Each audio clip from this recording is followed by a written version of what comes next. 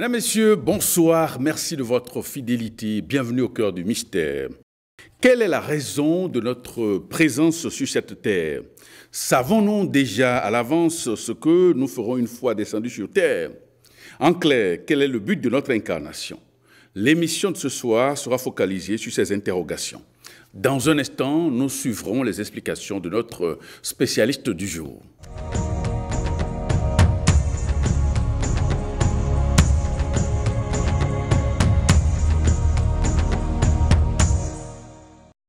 Et nous recevons ce soir Fleury Lokossou, il est cherchant en spiritualité. Fleury Lokossou, bonsoir. Bonsoir mon frère. Et merci de venir une fois dans cette émission. Merci, c'est un plaisir partagé. Alors, qu'est-ce que c'est que le but d'incarnation? Alors merci, le but de l'incarnation, nous allons le définir simplement comme un projet de vie que l'on se serait même assigné avant de naître.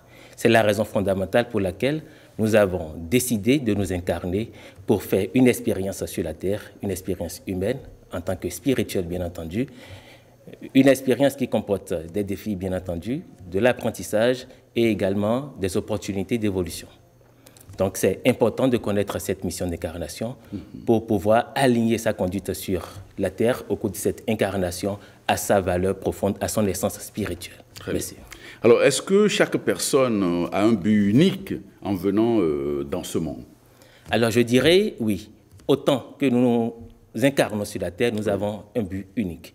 D'abord, il y a un but collectif qui se décline en trois grandes responsabilités: contribuer à l'épanouissement de la planète ou de l'humanité, apprendre et s'épanouir, nourrir son âme et grandir, et enfin, profiter du voyage, s'épanouir pleinement.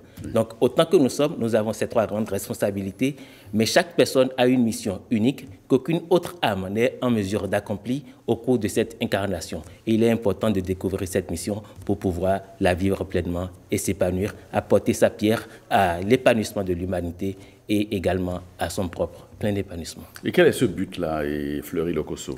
Alors, il revient à chacun de pouvoir déterminer ce but, parce que, comme je l'ai dit avant même que nous nous incarnons, c'est un peu comme si nous assistons à un procès et nous levons la main, stipulant que nous allons nous incarner pour apporter notre pierre à l'édifice, parce que l'humanité est en souffrance de quelque chose, d'une valeur que nous sommes en mesure d'apporter.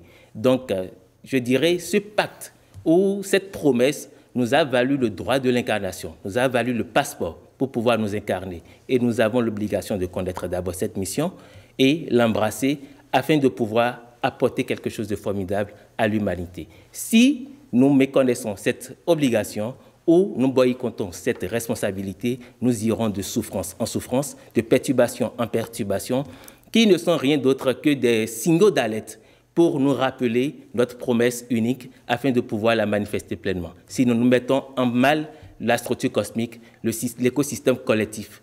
Donc, il est important de pouvoir se connecter à cette essence profonde, à cette mission et de l'accomplir pleinement pour le bien-être de l'humanité et pour son plein épanouissement. Alors, cela veut dire que vous partagez la position de ces cherchants qui estiment que l'âme, avant de s'incarner, assiste à une sorte d'assemblée générale au cours de laquelle les seigneurs des destinées lui assignent sa mission.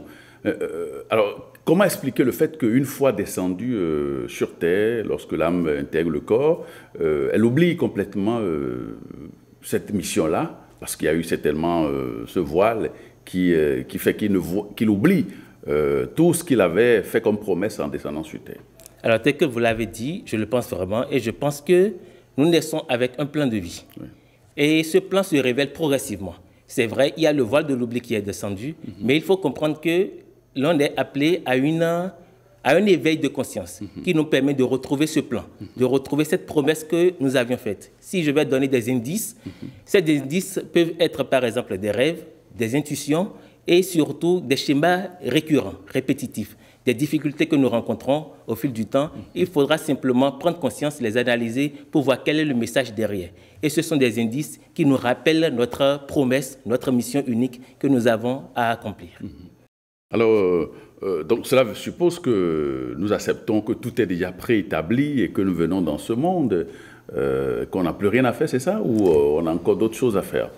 Alors, ce n'est pas quelque chose qui est préétabli, mais ce n'est pas figé. Nous jouissons d'un libre arbitre et l'homme, en raison des nouvelles orientations que prend sa vie, peut changer le cours de son histoire. Quand je parle par exemple de responsabilité, il y a une leçon à enseigner à l'humanité pour le mieux-être de l'humanité. Il y a également une leçon à apprendre pour nourrir son âme et évoluer. Parlant de la leçon à apprendre, sous d'autres termes, nous parlerons d'expérience karmique. Ici, lorsque l'on comprend en amont quelle est cette expérience ou la leçon à apprendre de ces différentes expériences, on peut anticiper et développer ce caractère ou développer cette vertu pour annuler le karma. On dit que le karma n'est pas une fatalité et lorsque la leçon est apprise, toute condition karmique s'estompe. Alors, à quoi bon se laisser aller et vivre des expériences sur des expériences pénibles si on a cette capacité de pouvoir identifier à l'avance ce karma et faire le travail nécessaire, assimiler la leçon pour annuler toute expérience karmique. Alors, comment définissez-vous le concept du karma? Alors, le karma, ici, c'est une loi de cause à effet, comme on le dit, mais je voudrais attirer l'attention dessus que c'est une loi qui est mal comprise, qui est mal interprétée. Il ne faut pas voir le karma comme une punition, mais comme une opportunité. Comme une opportunité de croissance, bien entendu. Merci. Donc, je donne un exemple. Dans une incarnation passée, peut-être j'ai manqué de compassion. Dans cette incarnation, je viens juste pour être plus empathique, pour manifester plus d'amour, pour pouvoir équilibrer une expérience que mon âme n'avait pas vécue. Donc, je viens dans cette incarnation pour pouvoir compléter. Donc, c'est une opportunité de croissance. Le karma ou les expériences karmiques que nous vivons nous servent juste de miroir pour voir où nous en sommes et quel est le reste du chemin à accomplir ou les vertus qui restent à développer. Donc, quand on voit le karma de cette façon, on comprend que c'est une opportunité de croissance et le karma ne se manifeste que lorsque le postulant ou le disciple est prêt pour pouvoir passer à un autre niveau. C'est ça. Merci. Alors, comment connaître la nature de son karma à soi? Alors déjà, il faut partir d'une prise de conscience. Il y a plusieurs techniques qui permettent d'identifier ce karma, peut-être par la méditation, par les rêves, par l'intuition, ça peut arriver, par la passion, le ressenti, ça peut arriver également comme ça, mais surtout en observant sa vie, les schémas récurrents, qu'est-ce qui revient souvent. Parce que tant que la leçon n'est pas apprise, ça reviendra, les expériences reviendront, peut-être sous d'autres formes, mais toujours pour nous interpeller à pouvoir capter cette leçon. C'est vrai qu'on peut faire également appel au plus éclairé que soit. Par exemple, l'astrologie peut aider à identifier la nature de karma. Si nous parlons de l'astrologie karmique, il y a également, par méthode de régression, on peut aider quelqu'un à retourner dans ses vies antérieures pour pouvoir identifier ce karma. On peut également consulter les archives akashiques de cette personne, voilà, qui est une bibliothèque cosmique qui enregistre tous nos faits, passés, présents comme à venir. Et en consultant ces archives, on peut aider cette personne à identifier la nature de son karma et lui faire des recommandations de conduite dans la vie pour intégrer les expériences qu'il faut afin d'éviter des expériences inutiles, des difficultés qui n'ont pas un véritable but de croissance. Alors, est-il possible de dissoudre son karma à volonté? Alors, c'est, je dirais même le but de l'incarnation. Parce qu'il faut apprendre à dissoudre son karma à volonté. Et c'est juste pas une prise de conscience. Je l'ai dit tout à l'heure, quand nous apprenons à développer la vertu contraire, ou, bon, je ne dirais pas vertu contraire, mais la vertu qu'il faut, importante, le karma se dissipe. Donc, c'est possible par une prise de conscience déjà de faire ce travail. Et également, il y a plusieurs autres techniques. Par exemple, on peut jeûner. Si on connaît déjà la nature du karma, jeûner et faire un travail conscient pour travailler son karma. Mais le plus important, c'est de devenir qui on est véritablement. La prise de conscience de sa mission, l'embrasser et faire le travail déjà, c'est qu'on apporte une pierre à notre édifice. Et ce faisant, les seigneurs du karma nous regardent autrement. Celui-ci, il a compris, donc on essaie quand même de lui alléger la tâche. Il y a également d'autres techniques qu'on peut utiliser. Il y a le jeûne, l'aumône, les gens recommandent beaucoup de choses. C'est vrai, moi je recommande par exemple, en se basant sur l'astrologie kabbalistique, d'identifier son jour de sacrifice et d'honorer ce jour de sacrifice parce que autant que nous sommes, nous avons un jour de sacrifice et en l'honorant simplement, nous pouvons commencer par faire un travail conscient et atténuer le karma. Et comment est-ce qu'on peut identifier son jour disons, de sacrifice? Alors déjà, je vais donner la formule, mais je ne sais pas si les gens pourront l'identifier, parce qu'il faut faire appel à un spécialiste. En regardant le thème astral, il faut identifier la position de Saturne. Saturne est dans quel signe, par exemple, et faire l'analogie entre signe et jour de la semaine. C'est aussi simple que ça. Merci. Alors, Vous l'avez dit, le karma, ce n'est pas une punition. Mais pour beaucoup de gens, ça s'assimile à une sorte de sanction punitive. Qu'est-ce qu'il en est concrètement? Alors, le karma n'est pas une punition. Il faut déjà procéder à ce shift de paradigme. Si on le prend pour une punition, on va inviter des expériences pénibles dans notre réalité et que nous allons mettre sous le coup du karma. Il y a Carl Jung qui a dit, tant que vous n'allez pas rendre l'inconscient conscient, il dirigera votre vie et vous appellerez cela le destin. Tout ce qu'on a à faire, c'est de savoir concrètement pourquoi nous sommes là et de nous aligner sur cette fréquence et nous allons voir les expériences qui étaient difficiles, qui étaient pénibles, vont s'aligner simplement et nous allons migrer de la conscience, par exemple, de victime à une conscience de co-créateur où nous vivons pleinement notre vie alignée sur notre essence profonde. Et là, toute la magie est possible et nous vivons en harmonie avec les principes cosmiques. Alors, comment savoir si l'on vit en alignement avec son but d'incarnation? Alors déjà, comment est-ce que vous vous réveillez le matin? Est-ce que vous vous réveillez avec plein d'entrain, plein d'enthousiasme? Si vous avez un travail, comment est-ce que vous vous sentez par rapport à ce travail? Est-ce que c'est de l'enthousiasme? Est-ce que c'est une frustration qui naît? Vos relations, est-ce que vous vous sentez bien avec vos proches, vos amis, votre femme à la maison? Comment est-ce que vous vivez votre vie? Ce sont des indices. Donc si vous êtes aligné avec votre mission de vie, la vie devient plus douce. On a un sentiment de contribution. Sa vie a un sens. On sait qu'on est en train de contribuer. On a un self-esteem qui ne dit pas son nom. On ne doute pas, même si les situations extérieures semblent ne pas être comme on le souhaite, on ne s'inquiète pas. Parce qu'on baigne dans le flot cosmique. On se laisse aller et on sait qu'on est en alignement avec ce qu'on vit et qu'il n'y a pas de souci. Donc c'est le ressenti vraiment qui nous indique si nous sommes sur la bonne voie ou pas. Autant que nous sommes, nous le savons. Parce que c'est là et il y a les signaux qui sont là. Merci. Alors, est-ce qu'il est urgent de se connecter à son but d'incarnation dans le monde actuel? Alors, moi, je dirais qu'il est urgent. Et c'est le premier travail qu'il faut faire. Ultra important. Quelle que soit la nature je dirais, de ses ambitions, il faudra commencer par là. C'est le merveilleux cadeau que l'on puisse s'offrir, la connaissance de soi. L'autre l'a dit, c'est écrit sur le temple de Delphes, connais-toi toi-même, tu connaîtras l'univers et les dieux. Socrate. Donc Socrate, tout à fait. Donc c'est le premier travail qu'il faut faire. C'est le merveilleux cadeau que l'on puisse s'offrir. À part ça, donc c'est qu'il y a problème. Donc aujourd'hui, si j'ai un conseil à donner, c'est de retourner à sa source. Parce que cela nous permet de récupérer notre souveraineté spirituelle et de pouvoir manifester pleinement notre creatorship. Parce que nous sommes des créateurs. Et tant que nous ne savons pas pourquoi nous sommes là, parce que je l'ai dit, nous avons une mission unique. Ce que M. Prosper est arrivé à faire, Fleury n'est pas là pour ça. Vous avez une mission unique qu'aucune autre âme n'est en mesure d'accomplir. Ça voudra dire, si vous reconnaissez votre place, c'est que vous permettez directement à 1000 autres personnes de retrouver sa place. Parce qu'on dit, pour une personne qui retrouve sa place, une personne qui est guérie, c'est 1000 autres personnes au moins qui sont guéries. Donc, vous apportez une lumière à l'humanité et là, vous devenez indistingué. Parce que déjà, par nature, vous êtes unique. Il faut reconnaître ça. Et la terre, tout esprit de concurrence, par exemple, si je sais que je suis unique, j'ai une mission bien précise. Tu n'es pas envieux ou à jalouser. Pas du tout. Là, je perds mon temps, effectivement. C'est la déconnexion avec son essence profonde qui nous amène dans ces déviances. Voilà, j'appelle ça dans ces travers. Alors, quel risque peut-on, disons, courir en s'éloignant de notre but d'incarnation? Alors, c'est une perte en cours à sa perte, parce que là, nous sommes venus pour quelque chose et nous ne respectons pas notre promesse. Donc, nous mettons en péril le déroulement normal des choses. Voilà, nous mettons en péril l'écosystème cosmique et là, nous allons ressentir ça. Voilà. Donc, nous allons ressentir ça sous forme de souffrance, sous forme de perturbation, sous forme de malaise, jusqu'au jour où nous allons reprendre conscience que nous sommes en train d'aller dans un autre sens, parce que, dit-on, l'erreur mène à l'évidence de l'erreur.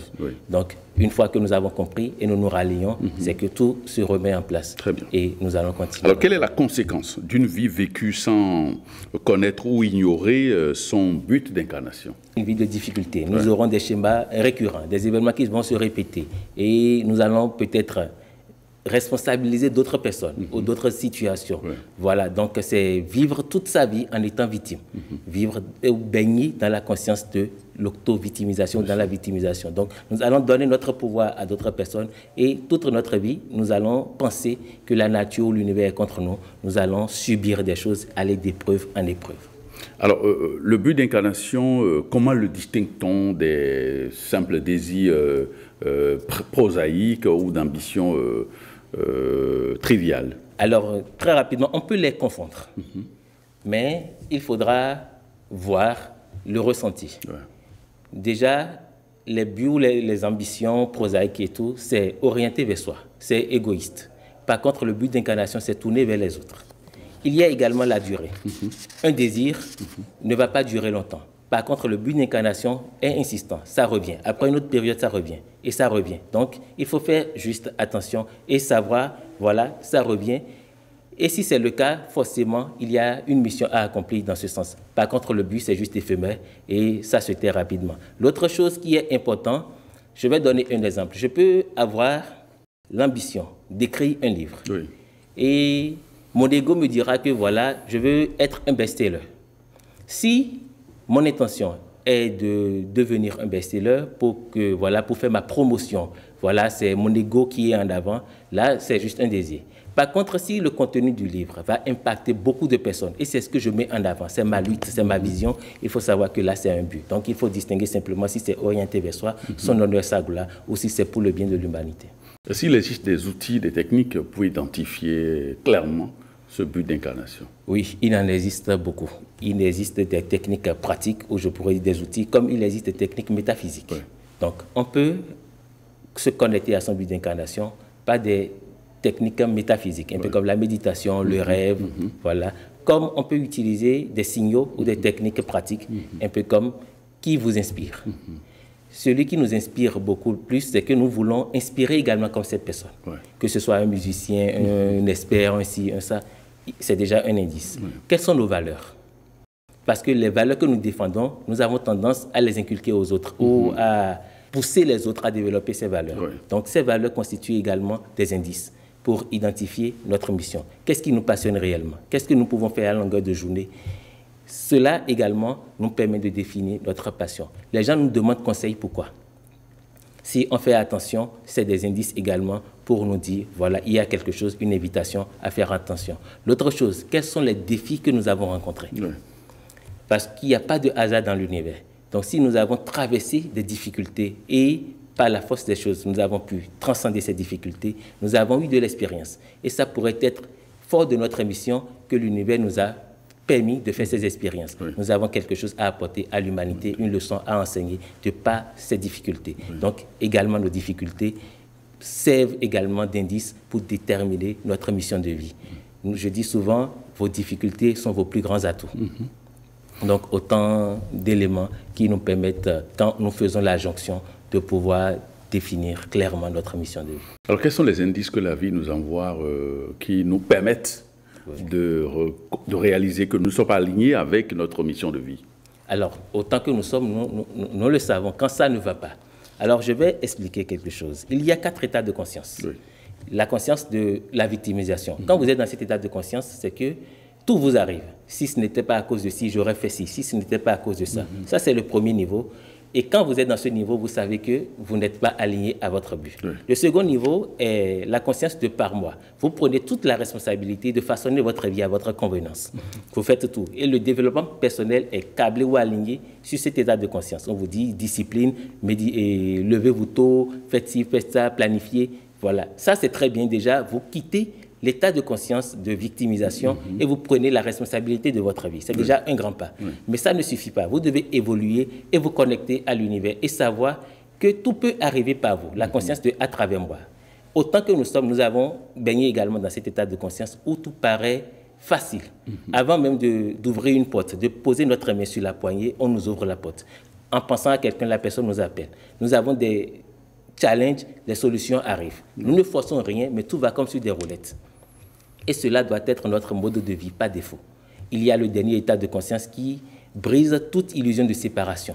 Nous devenons un avec tout. Ouais. L'autre n'est plus séparé de moi. Ce que je veux manifester n'est plus séparé de moi. Et quand nous baignons dans cet état de conscience, nous savons véritablement que nous sommes alignés et nous ne faisons pas d'efforts. Même s'il y a des difficultés, nous avons confiance. Il y a un certain lâcher-prise. Nous avons confiance en l'univers et tout va pour le mieux. Donc, tant que nous ne retrouvons pas cet état de conscience qui est notre mode de vie par défaut, c'est qu'il faut faire le travail et se reconnecter à son essence spirituelle.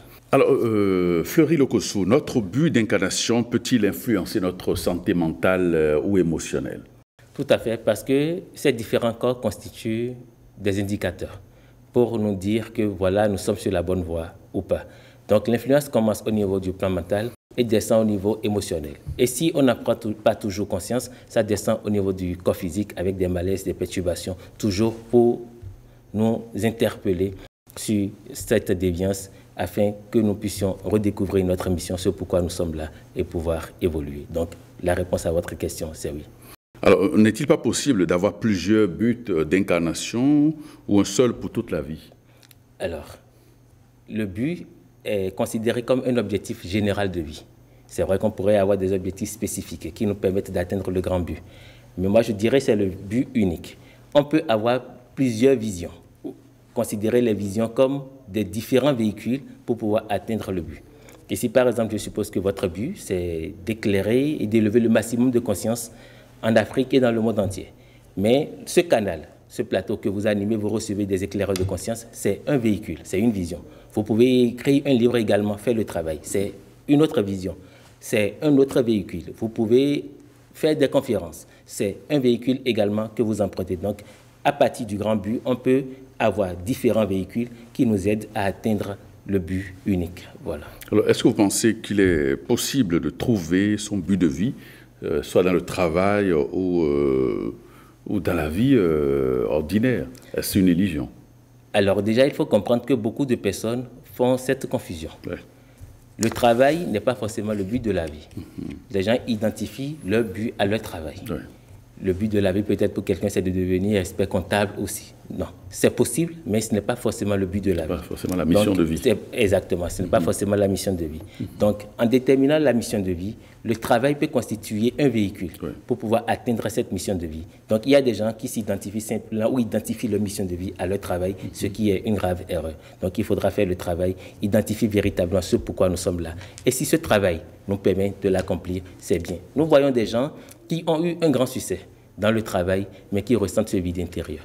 Ils savent qu'ils n'ont contribué à rien d'autre. Et quand on leur pose la question, ce travail peut-être a été choisi par un parent ou c'est pour faire plaisir à tel autre parent, alors qu'au fond d'eux, ils ressentent un autre appel, une autre vocation. Donc, il faut faire la différence. Très bien. Alors, pourquoi, par exemple, de nombreuses personnes ne ressentent-elles pas d'épanouissement, même en ayant un emploi ou non? Alors, simplement parce qu'ils ont tout le temps où ils ont eu à poser leur échelle contre le mauvais mur. Donc, beaucoup arrivent au sommet et s'aperçoivent après que voilà, ce n'était pas la bonne voie. J'ai fait quelque chose, si je l'avais su plus tôt. Moi, je reçois beaucoup de personnes, nous échangeons comme ça, des personnes très évoluées en société, mais qui ne ressentent rien. Ils ont l'argent, ils sont bien, mais ils n'ont pas un sens d'épanouissement. Dans la vie, c'est deux choses. Tu dois être riche spirituellement et riche financièrement. Oui. Donc, la mission te permet de t'enrichir, d'avoir un sens à ta vie. Et la vision, le véhicule te permet de te faire de l'argent. Quand tu as les deux ensemble, c'est bien. Donc, beaucoup de personnes courent derrière l'argent, mais ne sont pas heureux en fin de compte. On peut avoir des enfants et ne pas être heureux. On peut avoir un mari, des femmes, tout ce que la vie nous présente, des voitures et tout, et ne pas être heureux. Donc, il faut rechercher avant tout ce qui donne un sens à notre vie, cette contribution unique pour laquelle nous sommes là. Et après, tout le reste va se mettre en place. Alors, comment est-ce qu'on peut réussir à comprendre le sens de ce vide intérieur ressenti par certaines personnes? Alors, c'est simplement qu'ils ne sont pas sur la bonne voie. Parce que si on est sur la bonne voie, on est aligné à son essence spirituelle, c'est que tout va comme sur des roulettes. Même si nous rencontrons des adversités, ces adversités nous préparent. En fait, ce sont des caprices du destin, comme je l'appelle, à une autre grandeur. Nous ne faisons plus d'expériences inutiles. Par contre, si nous n'avons pas encore cette clarté, ce sens dans la vie, nous sommes ballottés par les situations de la vie. La vie nous tire de partout, de travers, et nous allons comme ça, sans aucune direction, et nous nous perdons. Très bien. Alors, peut-on par exemple accomplir son but d'incarnation sans aucune transformation intérieure, personnelle par exemple? Alors, en spiritualité, nous insistons sur le travail sur soi. Ouais. Il faudra polir la pierre. Tout commence par là. Donc, on ne peut pas accomplir sa mission d'incarnation sans faire le travail intérieur. Okay. Pourquoi? Simplement parce que nous incarnons avec certaines tendances. Ouais. Quelqu'un, par exemple, dans une vie passée, a été roi ou altesse, voilà, a eu des honneurs. Déjà, il y a un sentiment d'ego qui est ancré. Il vient, dans cette nouvelle incarnation, l'âme n'a plus besoin de ses honneurs. Non. L'âme l'interpelle peut-être au service de la communauté. Lui, aujourd'hui, il va faire des rois. Mais comme il a passé toute sa vie antérieure, les éloges et tout, il peut revenir pour récidiver, pour reprendre cette même expérience. Et là, il va en contradiction avec la mission pour laquelle il a juré, il a promis. Beaucoup de choses peuvent se passer. L'âme peut interpeller les seigneurs de la vitalité pour qu'ils puissent couper le pont. Et ça, ce sont les dérives, les difficultés qui peuvent arriver si on s'éloigne de la mission de vie. Donc la personne, on voit, c'est un ingénieur très brillant qui vient de finir, qui vient de soutenir aussi et interpeller, voilà, perd sa vie. Donc il y a de ces choses-là qui arrivent et il faut vraiment faire attention. Alors, est-ce qu'il existe des techniques spirituelles spécifiques pour aider à découvrir et à activer sa mission de vie, son but d'incarnation? Alors, si la personne n'est pas en mesure de faire le travail, parce que tout à l'heure, on a partagé beaucoup de techniques. Il faudra faire attention à la prise de conscience et faire attention aux schémas récurrents, tout ce qui vient dans la vie. La personne peut faire en fait, simplement appel à un spécialiste, quelqu'un qui s'y connaît véritablement pour l'aider. Il y a plusieurs techniques que je pourrais encore partager. Oui, allez-y. Alors, la numérologie peut aider et donner des indices. Oui. Par exemple, un truc banal, le chemin de vie. Donc, le calcul du chemin de vie donne des indices. Oui. En fait, ça ne se résume pas à ça, mais c'est déjà des indices. L'astrologie donne des indices. Le tarot donne des indices. Oui. Moi, j'ai eu à consulter des personnes il y a 10 ans, mais qui, juste aujourd'hui, me rappellent cette consultation que moi-même j'ai oubliée. Parce que ça leur a permis de pouvoir se retrouver et de s'épanouir aujourd'hui. Donc, le tarot peut aider également. L'astrologie karmique peut aider. La lecture des annales karmiques. Oui, qu'est-ce que vous mettez dans l'astrologie karmique? Alors, c'est Fleury Locosso. C'est l'astrologie conventionnelle, mais qui est orientée sur les nuls, qui étudie la vie antérieure du sujet et également sa vie actuelle. Et en analysant le thème, on s'aperçoit des tendances que la personne a héritées d'une vie antérieure et la soif, le besoin, l'aspiration de l'âme au cours de cette incarnation. Donc, à partir de là, on peut faire des recommandations au sujet qui puissent lui permettre véritablement de s'aligner sur sa mission de vie et de s'épanouir pleinement. Mais s'il peut arriver que l'on ne soit pas aligné sur sa mission de vie toute son incarnation? Oui, et c'est ce qui est, je dirais, c'est ce qui m'écœure, moi. Parce que on dit souvent qu'il faut mourir de quelque chose. Les gens vont mourir de diverses maladies, mais 99% vont mourir sans avoir découvert leur but d'incarnation et sans avoir l'accompli. Et c'est ce qui est vraiment affreux. C'est pourquoi aujourd'hui nous crions, nous sensibilisons, parce que tout part de là. Tant qu'on ne fait pas ce travail, on ne se découvre pas. Nous allons vivre simplement, traverser la vie, au lieu d'apprendre, apporter notre contribution, nous épanouir également et croquer la vie à pleines dents. Et c'est ce qu'on ne retrouve pas et c'est bien dommage. Mais ceux qui n'y arrivent pas, en termes de cycle d'évolution, ils redescendent ou bien ils stagnent? Alors, déjà, le cimetière est une mine d'or parce qu'il y a beaucoup de personnes qui étaient porteurs de grands projets, de belles mélodies, de belle littérature, de progrès dans la médecine, mais n'ont pas pu écouter cette voix qui résonnait en eux, cette vocation, cet appel. Donc, ils ont laissé tout ça et ils sont partis avec. Le sort qui leur est réservé, c'est, je dirais, tout le monde a une seconde chance. Oui. Donc, dans la prochaine incarnation, ces personnes vont revenir. Mais là, on va leur ôter le libre arbitre. Ils n'auront plus le libre arbitre. Exactement. Ces personnes n'auront plus le libre arbitre. Voilà, ils n'auront plus le choix de décider d'accomplir la mission. Tout leur sera imposé. Exactement. Donc, c'est là et ça va se faire. Maintenant, si malgré ce forcing, ils n'arrivent pas, ou par un miracle, ils ne le font pas, ce qui m'étonnerait, parce que ça ne se fait pas comme ça, c'est que, bon, une prochaine incarnation, ils vont certainement regresser. Voilà, c'est ce que Alors, que devient l'individu et même le monde si chacun poursuivait son but d'incarnation? Alors, si chacun poursuivait son but d'incarnation, tout le monde serait heureux. Nous allons retourner au jardin d'Éden, en griffe, et il n'y aura plus d'adversité, il n'y aura plus de comparaison. nous allons retrouver notre humanité. L'amour sera un homme et le monde va s'épanouir. Et que ce feu qui résonne en chacun de nous puisse véritablement être manifesté afin que chaque homme puisse reconnaître sa vraie place au sein de la structure cosmique pour permettre l'évolution de l'humanité. Alors, si on arrive par exemple, Fleury Lokosso, quasiment au soir de sa vie, à découvrir sa mission de vie, qu'est-ce qu'on peut encore faire en ce moment? Au moment où la vie, les forces de la vie vous quittent, qu'est-ce qu'on peut faire en ce moment-là?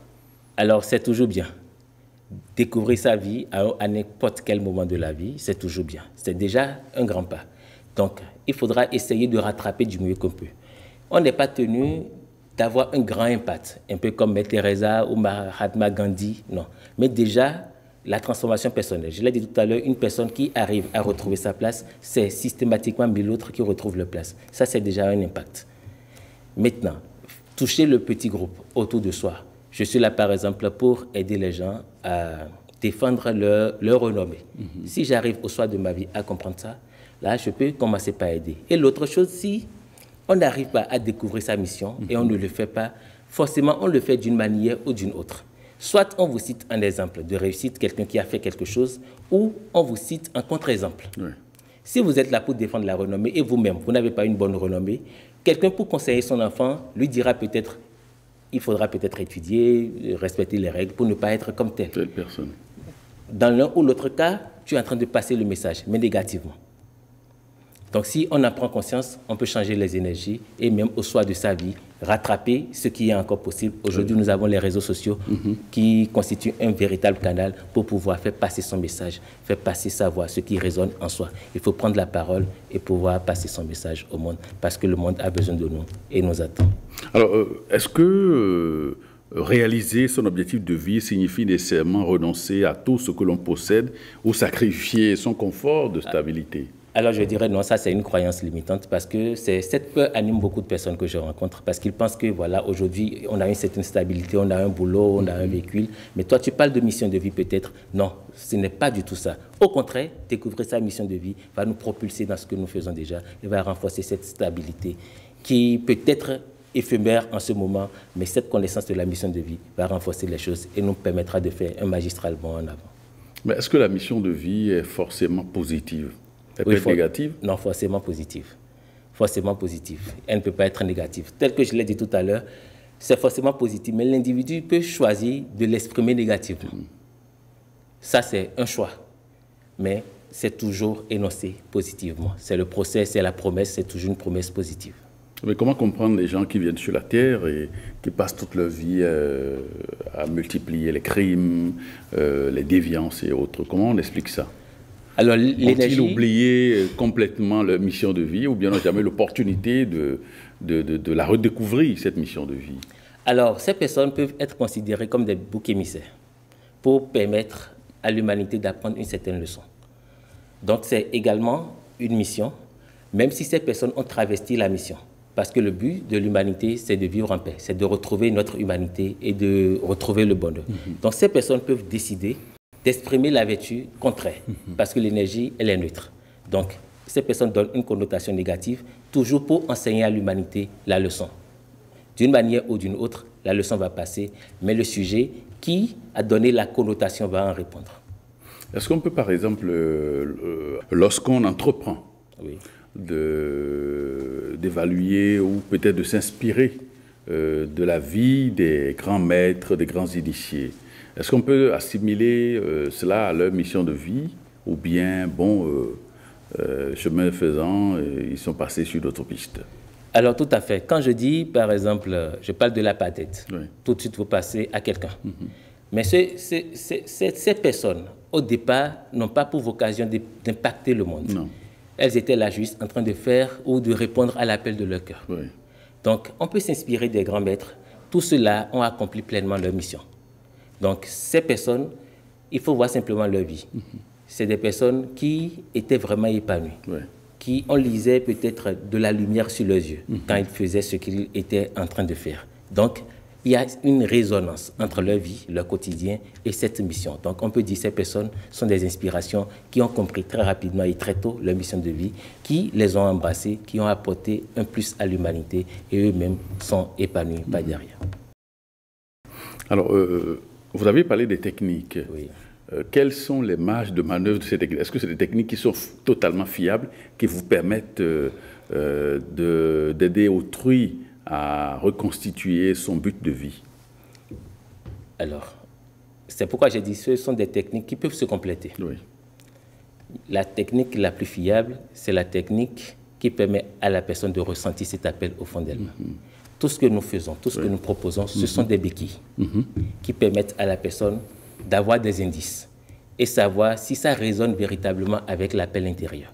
Et quand ça résonne, la personne comprend que voilà, c'est ça. Donc c'est pourquoi moi j'encourage d'explorer beaucoup de techniques si on n'est pas encore sûr de l'appel. Parce que autant que nous sommes, nous connaissons l'appel. Nous l'avons ressenti plusieurs fois. Mais il y a peut-être une peur et on ne s'imagine pas pouvoir accomplir de pareilles prouesses. Donc ces techniques que nous proposons permettent à la personne de pouvoir avoir une validation extérieure pour activer ce qui est déjà en elle, ce qu'elle sait, pour pouvoir faire le travail qui est la sienne. Alors, est-ce que la carte du ciel, par exemple, lorsqu'on vous demandez à un spécialiste de vous tirer votre carte du ciel, est-ce qu'elle cette carte-là vous donne toutes les possibilités sur votre mission de vie?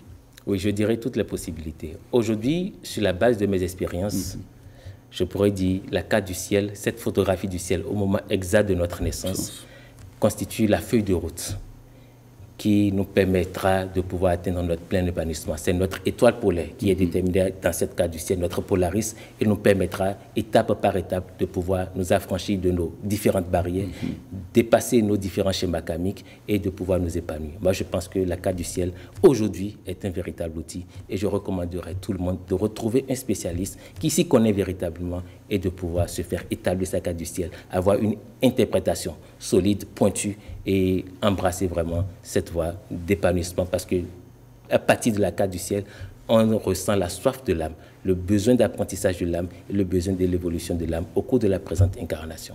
Il y a des gens qui arrivent à établir le cadre du ciel ou qui font établir le cadre du ciel. Il y a des indications que les spécialistes donnent, les éléments, et pourtant, on ne voit pas tout cela dans leur vie. Comment on explique ça? Alors, parce qu'on voit que les astrologues, comme vous, les spécialistes d'astrologie, accordent une importance vraiment démesurée à la carte du ciel, mais au regard des expériences humaines, terrestres, on a le sentiment qu'elle n'est pas l'assurance tout risque. Alors, il y a une chose est d'avoir l'information, parce qu'on ne va pas tout de suite voir ou responsabiliser ces spécialistes. Parce qu'eux, ils sont là en tant que guide, en tant qu'indicateur. Parce que j'établis la carte du ciel, je donne des orientations. Est-ce que le sujet a véritablement suivi ces orientations? Parce que les changements n'arrivent pas du jour au lendemain. Non. Il y a également un temps. Il faut faire le travail intérieur. Donc, des gens peuvent connaître, par exemple, que, voilà un exemple, je suis là peut-être pour taire mon ego et embrasser mon humanité. C'est quelque chose qui n'est pas facile. Mais c'est un processus. Peut-être qu'il y a un accompagnement qui doit suivre ces informations que ces spécialistes donnent, qui n'est pas encore le cas. Sinon, déjà, moi, je ne pourrais pas remettre en cause cette carte du ciel si c'est fait par quelqu'un qui s'y connaît et touche du doigt la mission de l'âme. Si cette personne l'embrasse, c'est que forcément, elle doit constater beaucoup plus de facilité dans sa vie et s'épanouir. Donc, on peut dire que la mission de vie, elle est au-delà de toutes nos considérations terrestres, humaines, ordinaires. Voilà, oui, tel que je l'avais dit au départ, c'est le projet de vie qu'on s'est assigné avant même de naître. Et tout doit partir de là. C'est vrai, déjà nous sommes à la fin de l'année, beaucoup de personnes courent pour entrer dans la nouvelle année, profiter des atouts de la nouvelle année.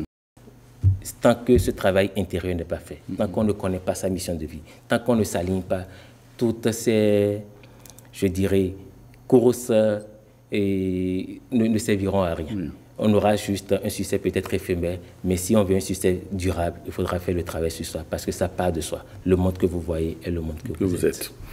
Merci Fleury Lokosso. Je rappelle que vous êtes chercheur en spiritualité, un peu porté sur l'astrologie, la Kabbale. Merci pour toutes ces informations que vous nous apportez. Merci infiniment et à très bientôt. Merci infiniment. À très bientôt. Amis téléspectateurs, merci de nous avoir suivis. Cette émission se referme. À très bientôt et merci.